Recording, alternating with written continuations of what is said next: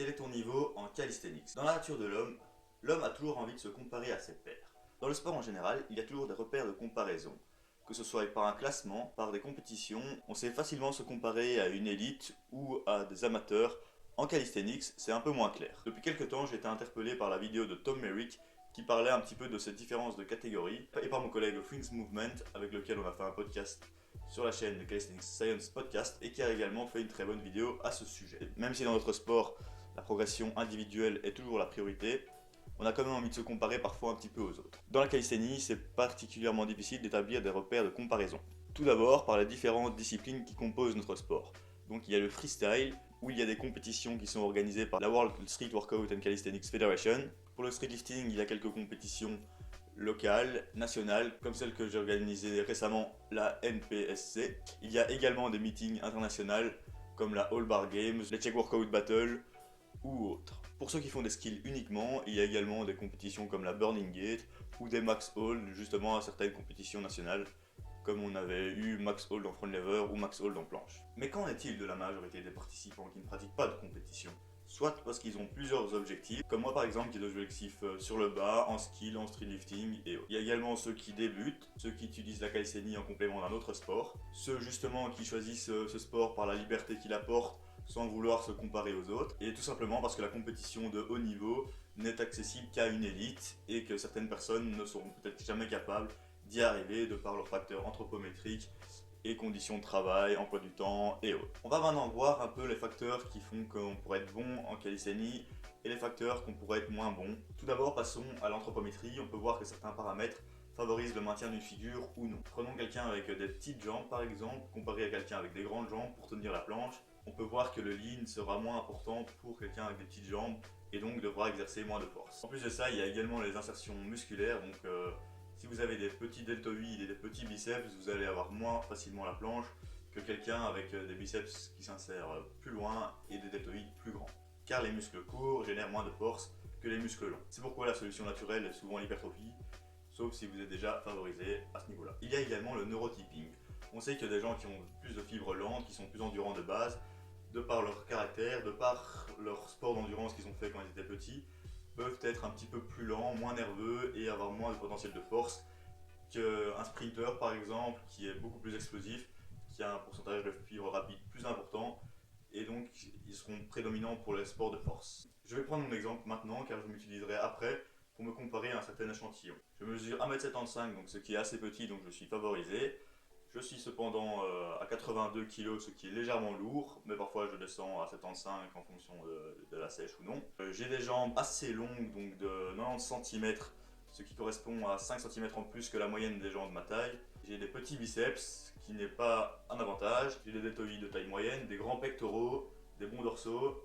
Je suis quelqu'un de plutôt lent de base, je suis de temps en général, plutôt prédisposé pour les sports d'endurance, mais de par la pratique de la force, et de par ma génétique, j'ai quand même des facilités à prendre du muscle.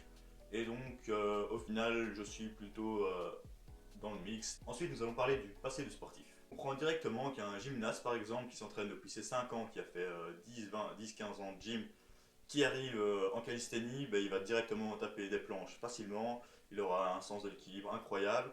Il aura une bonne souplesse, une bonne agilité. Il va apprendre beaucoup de mouvements facilement. Cependant, on peut voir que sur certains mouvements comme le front lever, ils ont plus de mal parce qu'ils ne l'ont moins pratiqué et que c'est pas un élément de compétition. Prenons le cas de Yuri Van Gelder par exemple. J'ai entendu qu'il ne savait pas tenir un front lever, ce qui paraît incroyable vu sa force. Un autre exemple est l'escalade. Les grimpeurs d'un très bon niveau savent tous taper des tractions une main, des front levers sans problème, malgré qu'ils ne s'entraînent pas spécifiquement sur ces mouvements. Dans sa vidéo, mon collègue Frinks parle des nageurs qui débloquent facilement le front lever. Je suis assez d'accord avec sa théorie. J'ai également remarqué que les judokas est facile dans les mouvements de tirage. Un autre groupe qui aura du potentiel sur les mouvements de poussée, la planche, les pompes empoiriers, sont la musculation tout simplement, ou le power, ceux qui ont des bons bench avec des catégories de poids assez faibles.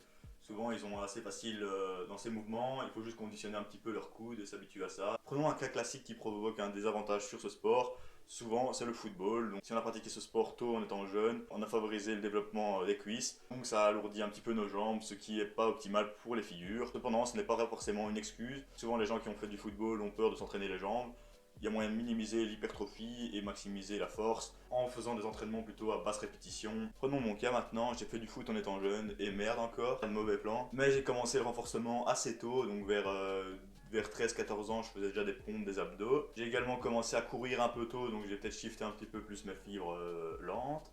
J'ai commencé mes humanités sportives à 15-16 ans, donc j'ai vite fait de la gymnastique, beaucoup de sports collectifs et autres.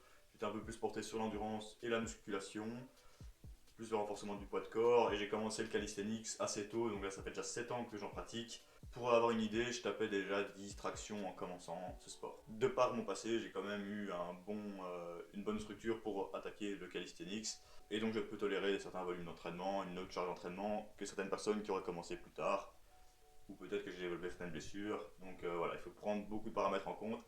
On peut voir que le passé de sportif est excessivement important.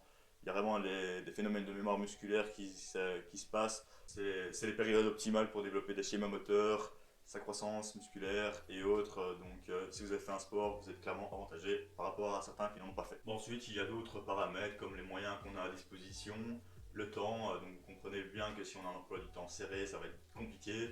Si vous avez un emploi du temps illimité, ça va être plus simple. Cependant, il ne faut pas croire que ceux qui ont que ça à faire peuvent s'entraîner tout le temps, car certains n'ont pas des capacités de travail illimitées non plus. Voyons voir cet échantillon et leur performance. Donc, tout d'abord, il a collecté les résultats via une enquête sur son site, il me semble. Donc voilà, nous allons regarder un petit peu l'âge des participants. Donc on peut voir que la moyenne d'âge est de 25 ans. Leur taille de 1m77 en moyenne, donc je suis légèrement plus petit. Un poids de 74 kg, je suis légèrement plus lourd. Donc ils faisaient tous en moyenne 11 tractions, 15 dips, 1,61 muscle-up et 31 pompes. Donc pour ma part, en max traction poids de corps, je crois que je dois être à 25. En dips, je crois que j'en ai déjà fait 55. En muscle-up, je dois en faire 7-8 strict. En pompe, je crois que je dois tourner autour de 60, 50, je crame vite. Pour les skills, dans cet échantillon-là, donc il y en avait 50% qui savent faire un in-équerre. Donc je sais faire l'équerre. Faire un handstand 30%. Je sais faire un handstand, même s'il n'est pas perfect. Pour un front lever, je sais, on va dire que je l'ai débloqué. Voilà, il n'est pas parfait, mais j'ai un front lever, on va dire. Back lever, je l'ai clairement. One arm chin-up, je l'ai à gauche. Pull-up aussi.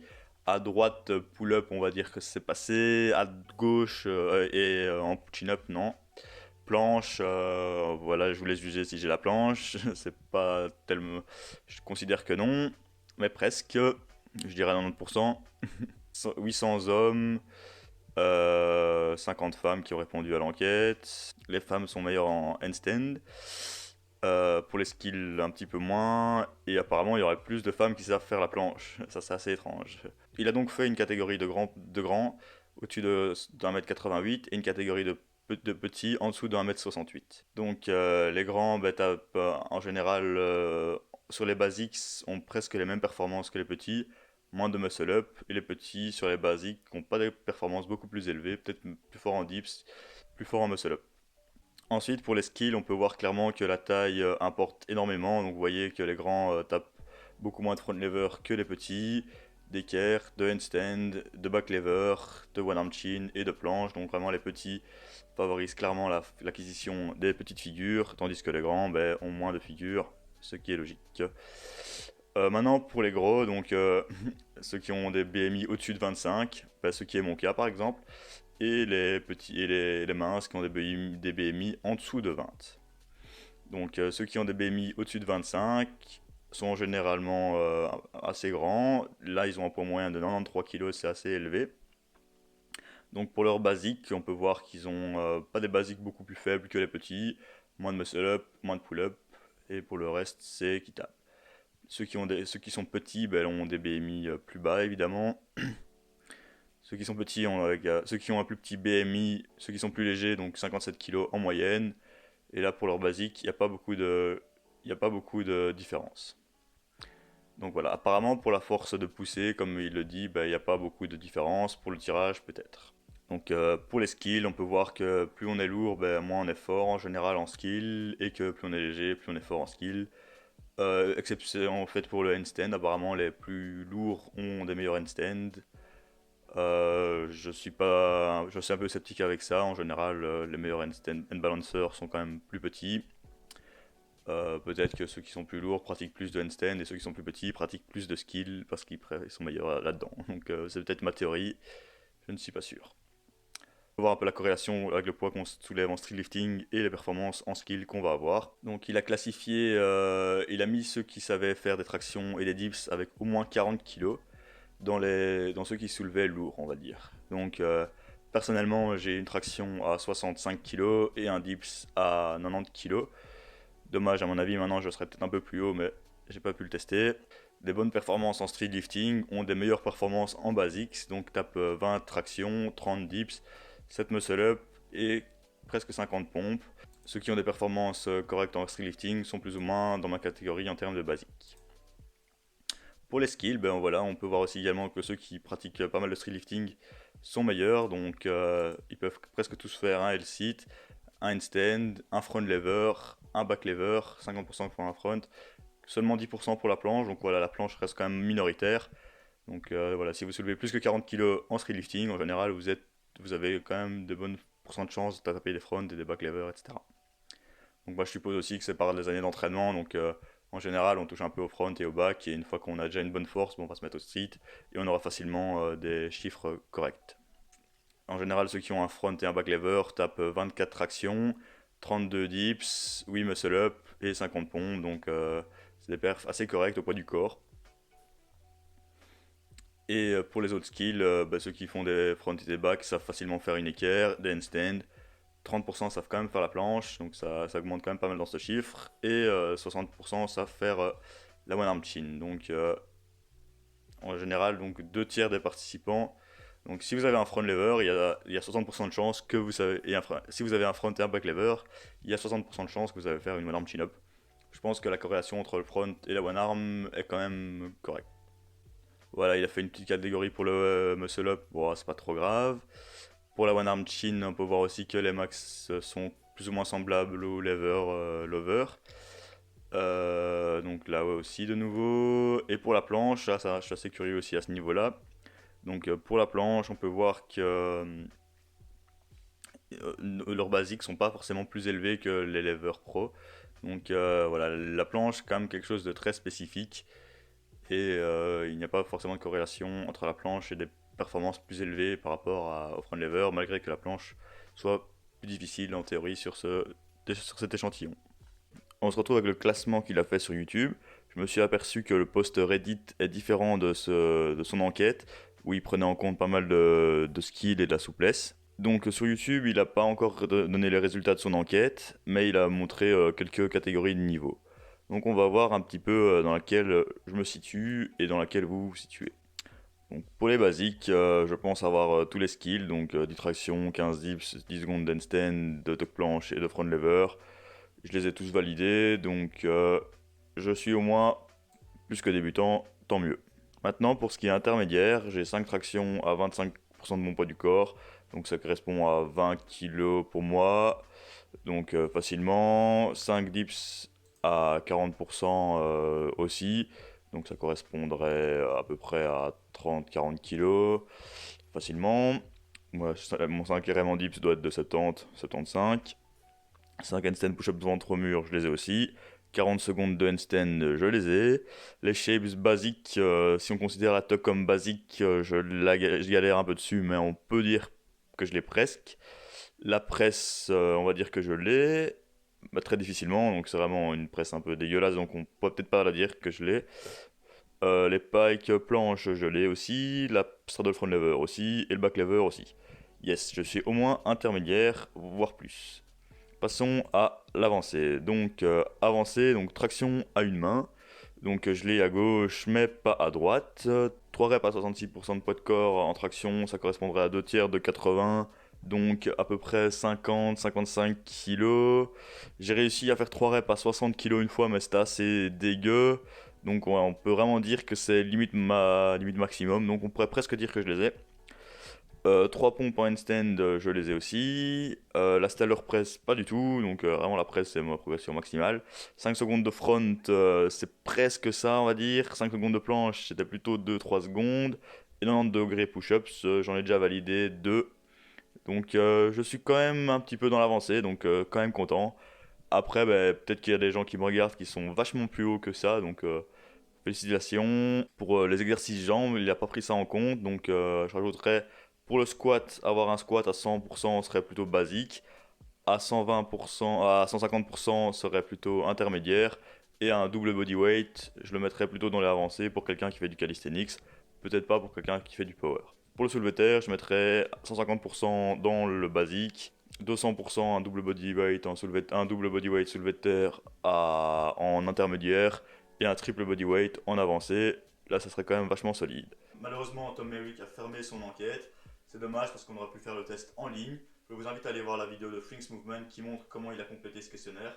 C'est encore plus intéressant. J'espère que cette vidéo vous a plu, que vous n'êtes pas trop déçus de vos performances. N'oubliez pas, c'est la progression personnelle qui compte avant tout. Prenez en compte les facteurs que j'ai cités précédemment. Donc dites-moi un petit peu votre niveau dans les commentaires, comme ça je vois un petit peu quel niveau a mon audience. Et on pourra un peu établir peut-être Et on pourra peut-être apporter quelques sujets en plus à cet échantillon.